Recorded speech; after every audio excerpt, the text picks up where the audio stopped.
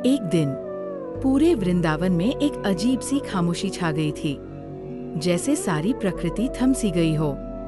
वृंदावन, जो सदैव मुरली की मधुर तानों, राधा कृष्ण के रास और गोपियों की खिलखिलाहट से गूंजता रहता था, आज वहां न कोई मुरली थी, न कोई रास। पक्षी तो थे, लेकिन उनके स्वर नहीं थे। कोयल मौन थी, मोर स्थिर थे, यमुना बह रही थी, पर उसमें भी वो चंचलता नहीं थी। ऐसा क्यों हुआ? क्योंकि आज वृंदावन का प्रेम रस, जो स्वयं कृष्ण के होने का सार है, वही प्रेम आज रुष्ट हो गया था। राधा अपनी कुटी में अकेली बैठी थी। उनकी आंखों से अश्रुओं की अविरल धारा बह रही थी। हृदय भावनात्मक पीड़ा से भरा हुआ था। बाहर गोपियां खड़ी थीं, उदास और चिंतित।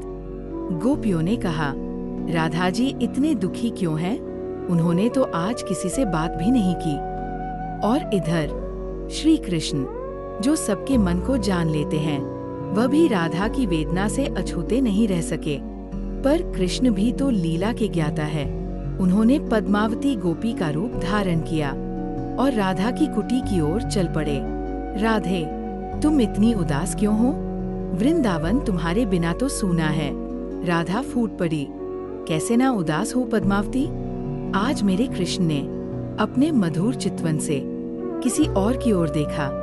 क्या वो केवल मेरे नहीं हैं? क्या उनका प्रेम भी बन सकता है? ये कहते हुए राधा फूट फूट कर रोने लगी। पर तभी पद्मावती ने कृष्ण का गुणगान करना शुरू कर दिया और राधा के मन में संदेह उत्पन्न हुआ।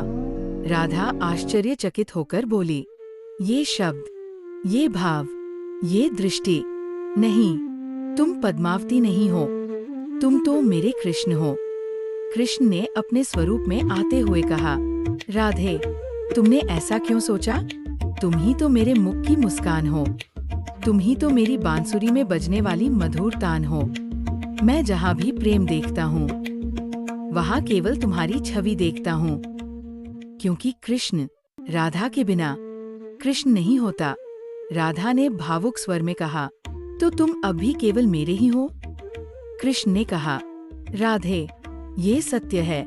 राधा और कृष्ण को कोई अलग नहीं कर सकता।